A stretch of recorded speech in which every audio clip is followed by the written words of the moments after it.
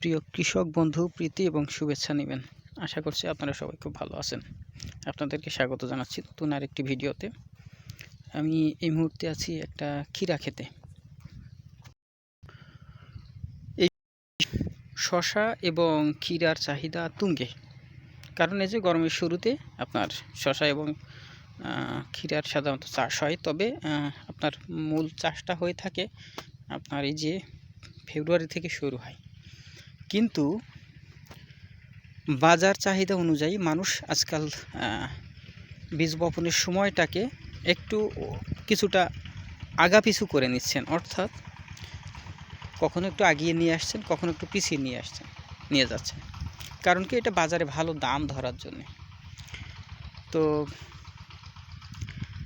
ক্ষীরা ঠিক সেরকমই একটা ফসল, যেখানে আমাদের এই কৃষক বন্ধু এই যে রমজান মাসে যেহেতু সামনে শুরু হচ্ছে রমজান মাস, এই সময়ে শশা বা ক্ষীরার চাহিদা তুঙ্গে, একেবারে এক নম্বরে বেগুনের মতোই, প্রায় অন্যান্য বেশ কিছু সবজির মতোই ক্ষীরা একেবারে একটা অপরিহার্য সবজি বলতে পারি আর কি। তো এই কৃষক বন্ধু ইনি ভালো বাজার পাওয়ার জন্যে ইনি একটু আগেই ক্ষীরা চাষ করেছিলেন, অর্থাৎ প্রায় 2 মাস আগে, বলা যায় যে পৌষ মাসের শুরুর দিকে কপি তুলেই উনি চাষ করেছেন মোটামুটি কথা। তো এনার এই ক্ষীরা খেতে এখন ফল আসা শুরু হয়েছে। দেখেন ফুল আছে। তো ফলসহ ফুল আমি দেখাচ্ছি। তো এটা ইনি কী করেছেন, এই যে বেডে চাষ করেছেন। দেখেন, এই হচ্ছে নালা, এই যে বেড চওড়া, ছোট ছোট বেড, অর্থাৎ 3 ফুটের যে বেডগুলো আছে, 3 ফুট চওড়া যে বেড, সেই ধরনের বেডে চাষ করেছেন। ইনি একটা বড় নালা রেখেছেন মাঝখানে, আর এই পাশের বেডগুলো মোটামুটি সারিতে লাগিয়েছেন। বেডগুলো খুব ওইভাবে স্পষ্ট করা হয়নি, প্রায় সমতলই বলা যায়। মাঝখানে বড় বড় নালা রেখেছেন পানি নিষ্কাশনের জন্য। তো এই মুহূর্তে এখানে একটু ডাউনি মিলডিউ রোগের প্রকোপ দেখা যাচ্ছে। দেখেন, এটা ডাউনি মিলডিউ রোগ দেখা দিয়েছে, কারণ দিনের বেলায় বেশ কিছু গরম পড়ছে, কিন্তু শীত রাতের বেলা আছে। তো যেখানে কিছুটা ডাউনি মিলডিউ চলে আসছে, ছত্রাকনাশক ব্যবহার করা হচ্ছে। তো এর মধ্যে গাছে যেহেতু ফুল চলে আসছে, যদি আরও আগে উনি ওনার ভাষ্যমতে যদি রোপণ করতেন, তাহলে হয়তো আগাম বাজারটা ভালোভাবে ধরতে পারতেন। তো সেই কারণে রমজানের শুরু থেকে উনি হয়তো পাবেন না বাজার, অর্থাৎ বাজারজাত করতে পারবেন না। তবে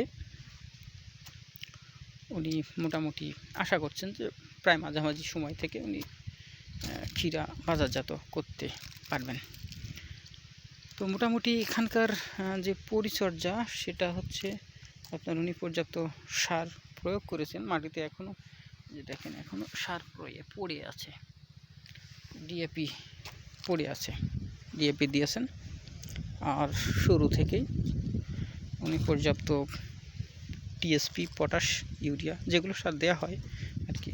এই যে এখানে একটা যে ফল দেখেন, দেখতে পাবেন হয়তো ভিডিওতে, ফল চলে আসছে, ফল আসা শুরু হয়েছে প্রায় 2 মাসের মাথায়।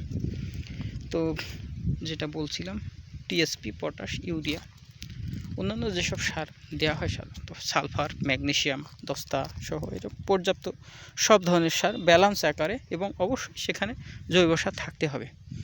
এ ধরনের চাষাবাদ করতে গেলে, শুরুর দিকে বিশেষ করে অনেক আগাম চাষ করতে গেলে, সেখানে জৈব সারের প্রাধান্য কিছুটা থাকা ভালো, তাহলে এই জাতীয় ফসল খুব ভালো করা সম্ভব। তো পর্যাপ্ত জৈব সার সাথে ব্যালান্সড ফার্টিলাইজার, যেটা সুষম সার, এই ধরনের সার ব্যবহার করলে বেশি ভালো হয়। সাথে 2-1 বার ভিটামিন জাতীয় ওষুধ, অর্থাৎ যেহেতু শীতের ওই সময় শুরুতে শিকড় কম হওয়ার একটা পসিবিলিটি থাকে, সেই ক্ষেত্রে বিভিন্ন প্রোডাক্ট পাওয়া যায়। অনেকে ন্যাপথাইল অ্যাসিটিক অ্যাসিড এইগুলো ব্যবহার করছেন, এগুলো খারাপ না, মোটামুটি ভালোই। তো এখনও নিয়মিত পরিচর্যা চলছে। তাছাড়া এই যে শশা বা ক্ষীরার যে একটা প্রধান শত্রু পোকা, ফলের মাছি পোকা, দেখেন এখানে এই যে বয়ামের মধ্যে বনের মধ্যে মাছি পোকা ঘুরে বেড়াচ্ছে, এই যে ঘুরে বেড়াচ্ছে। এই ফাঁদ স্থাপন করা হয়েছে মাঠে, যে যাতে পোকাগুলো এখানে এই ফাঁদগুলোর বৈশিষ্ট্য হচ্ছে আপনার লিকুইড ছাড়া এখানে কোনো সাবান পানি ব্যবহার করা হয় না। এই যে ঢোকার পথ আছে, হ্যাঁ, একবার ঢুকলে অনেকটা মাছ ধরার চাইয়ের মতো ঢুকবে, কিন্তু বের হতে পারবে না সহজে। পোকাগুলো ওর মধ্যেই মারা যাবে, আস্তে আস্তে নড়াচড়া করতে করতে খাবারের অভাবে মারা যাবে। তো এখানে কোনো লিকুইড ব্যবহার করা হয় না। এখানে একটা সুবিধা আছে যে লিকুইড যেহেতু ব্যবহার করা হয় না, বর্ষার দিনে লিকুইড হচ্ছে আপনার যে সাবান পানি যেহেতু ব্যবহার করা হয় না, বৃষ্টির সময় বৃষ্টির পানি ঢুকে সাবান পানি নষ্ট হওয়ার বা সাবান পানি দিয়ে ভরাট হয়ে যাওয়ার এই সম্ভাবনা কম। সাধারণত বৃষ্টির সময় এই যেসব ফেরোমন ট্র্যাপ, এই ফেরোমন ট্র্যাপগুলো বৃষ্টির সময় কিছুটা কম কাজ করে, অর্থাৎ বৃষ্টির পানি ওর মধ্যে ঢুকে গেলে সাবানের পানির কার্যকারিতা নষ্ট হয় এবং পোকা ঠিকমতো মরে না, ওখানে মারা যায় না, আটকায় না ঠিক মতো। কিন্তু এই যে নতুন সিস্টেমের ফেরোমন ট্র্যাপগুলো বাজারে এসেছে, বিভিন্ন কোম্পানি বাজারে নিয়ে এসেছে, এগুলোর কার্যকারিতা হচ্ছে একবার ঢুকবে কিন্তু সহজে বের হতে পারবে না এবং কোনো ধরনের সাবান পানি দরকার হয় না, যেখানে এখানে কার্যকারিতা অনেকটা বেশি। উনি পর্যাপ্ত সংখ্যক ফেরোমন ট্র্যাপ এখানে ব্যবহার করেছেন। আর এখানে যেটা করছেন, কিছুটা খরচ কমানোর জন্য উনি শুধু গাছের গোড়ায় আগাছা পরিষ্কার করে দিচ্ছেন। ওই যে আমার সেই কৃষক বন্ধু, উনি দূরে কাজ করছেন এই ক্ষেতে, তো শুধুমাত্র এরকম গাছের গোড়ায় পরিষ্কার করে দিচ্ছেন। আর হচ্ছে আপনার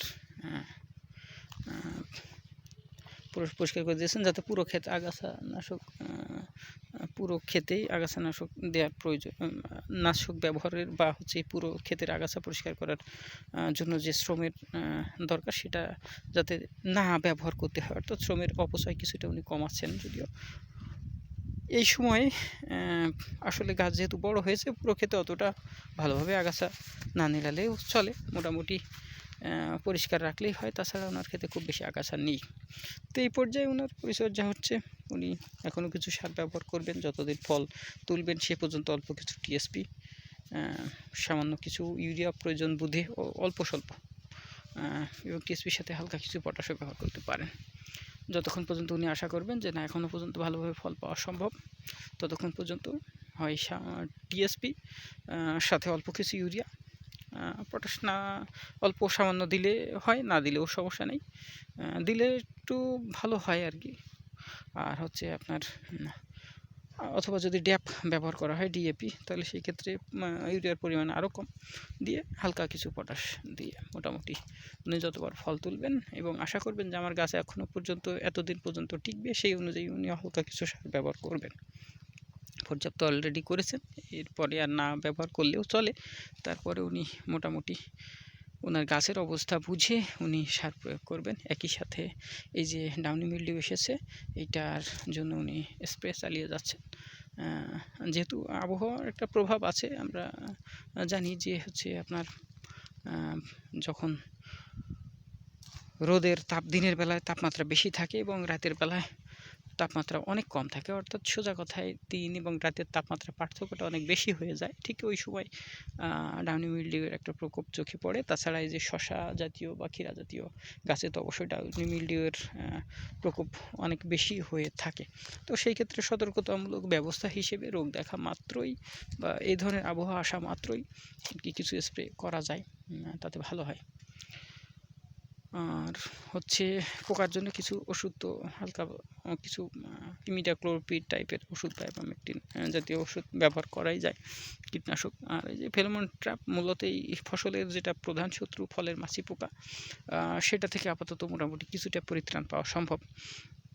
তো এই পরিচর্যা চলছে। আর হচ্ছে আপনার ক্ষেতের হচ্ছে অবস্থা এই সময় আসলে একটা ভালো বাজারে চাহিদা থাকবে এটার আর কি, এটা বোঝাই যাচ্ছে। তো মোটামুটি ক্ষীরার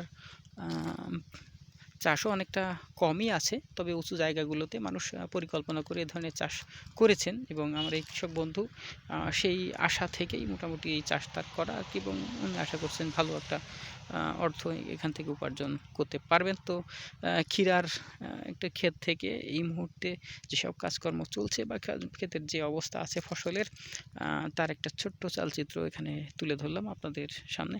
আপনারা সবাই ভালো থাকবেন, আপনার সবাইকে অনেক ধন্যবাদ।